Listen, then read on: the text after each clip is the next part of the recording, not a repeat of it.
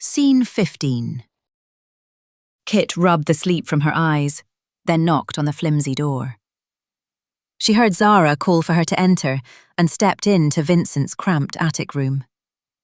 Air reeking faintly of mildew clung to damp timber beams, mingling with the sharp tang of ink and acrid fumes from curious, oddly shaped glass and metal vessels with bulbous bottoms and long, curved necks suspended over sputtering coals in the hearth. Stacks of tattered manuscripts teetered on a warped table serving as a desk, which was shoved up against a narrow dormer window, grimed with soot. Scattered around the space were potted glow feathers just beginning to bloom, some atop stacks of books, others on the floorboards, their amber light illuminating dust motes dancing over scattered herbs and cracked glassware. Zara stood over by a straw mattress that sagged in a corner, while Vincent perched on a rickety stool at the table, his head bent close to a young, raven-haired woman in a fraying blue kirtle, who sat beside him on an overturned milk crate. "Canon said you needed me?" Kit asked Zara. Vincent's head shot up and he turned around. "Ah, there you are, His eyes flicked to the woman, who turned to look at Kit, and he coughed. "Boy, have you met Grace yet? Grace, have you met Kit? He's a boy." "I can see that, and no, I haven't had the pleasure," Grace answered, flashing Kit a radiant smile that warmed the chill draft in the room.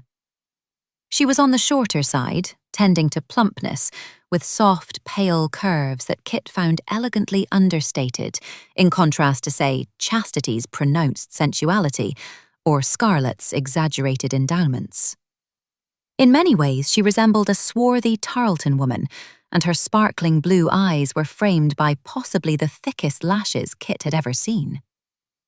"You brought us quite the delicious puzzle," Grace continued.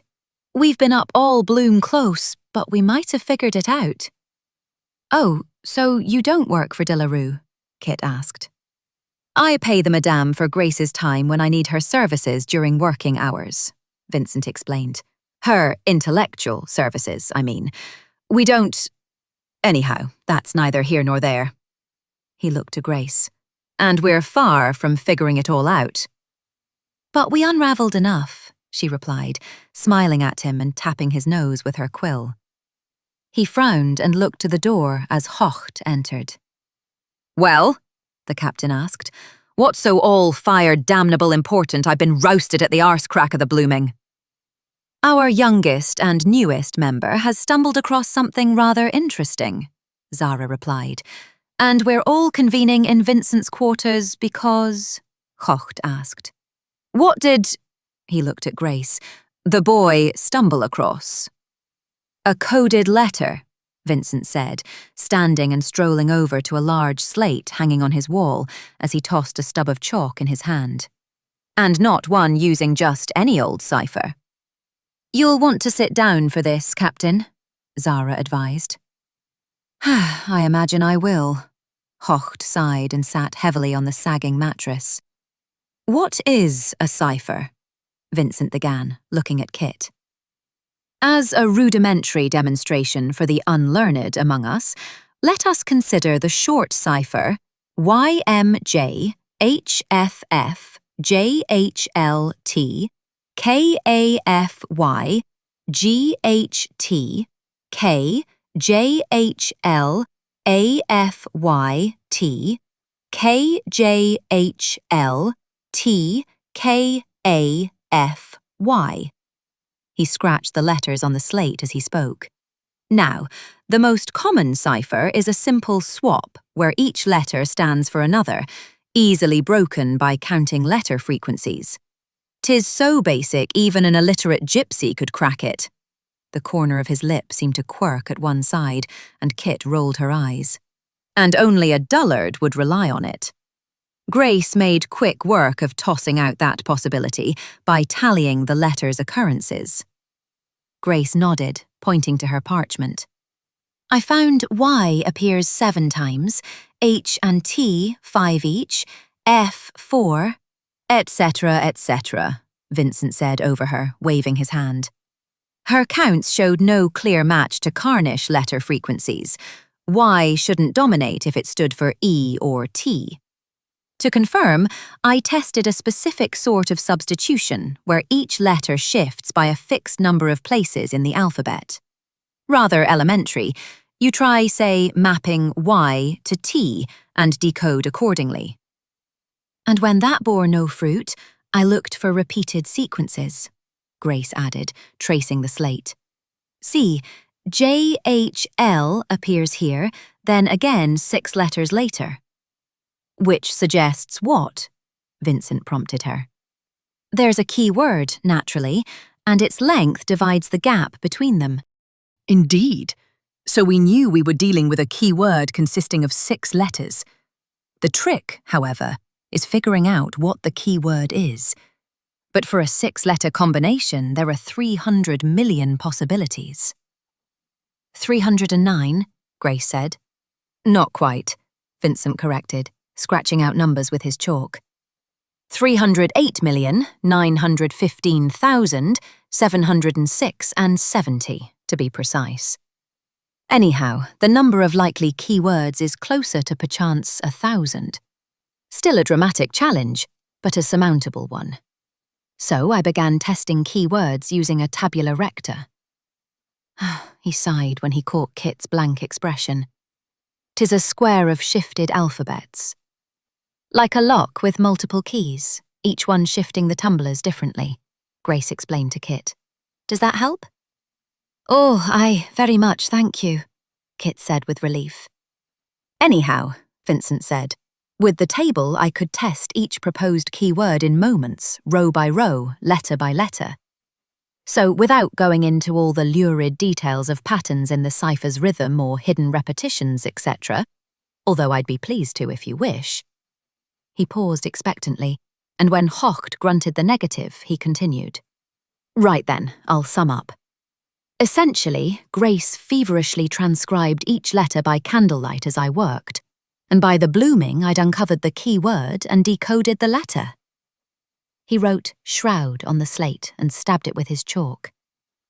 That was my guess, Grace said, lifting her hand. After grouping every 6th letter, given they shared the same keyword letter, and then tallying their frequencies. But that's not the most interesting part. 'Tis the ink that's the key. Vincent began pacing. My keen eye noticed the ink bore a peculiar hue, deep crimson, akin to dried arterial blood.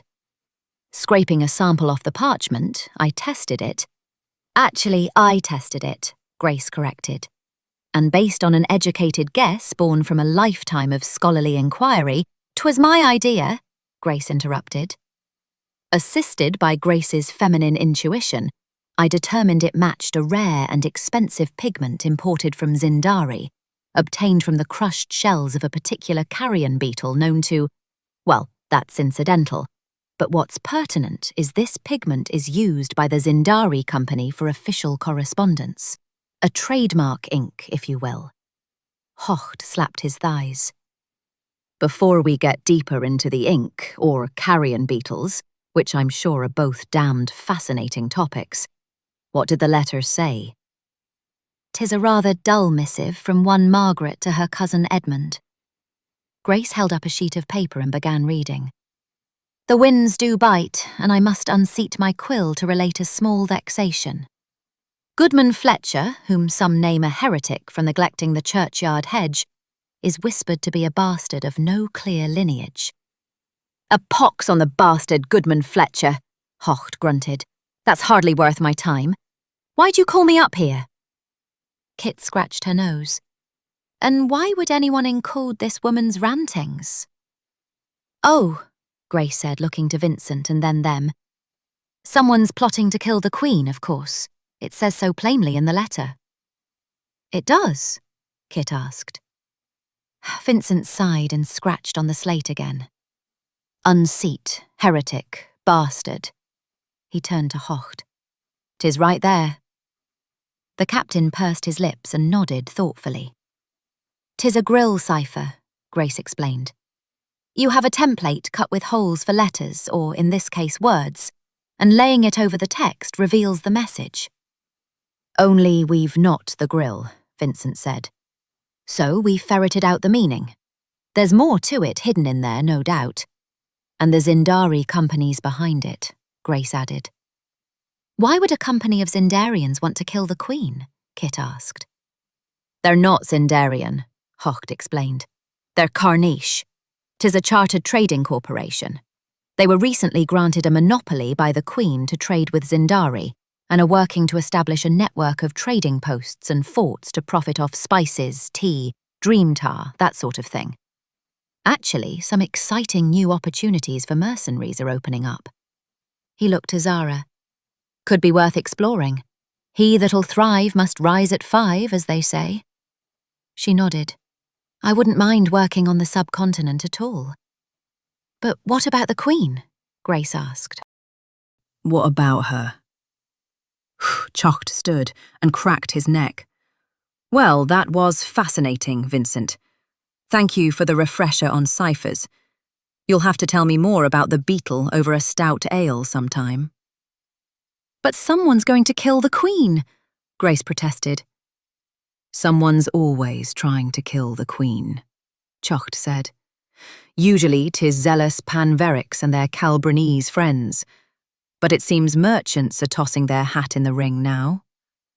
Nothing will come of it. Queen Elspeth's spymaster is rather good at his job. He was about to leave when he paused and scratched his beard, looking at Zara. You said Kit stumbled upon the letter. Stumbled how? He turned to Kit. Where did you find it? The merchant's house, Kit replied. It was hidden in the coffer with the fancy papers, in a secret compartment. And you took it? Why? Well, I didn't take it. I didn't know about it until I opened the brass puzzle tube later.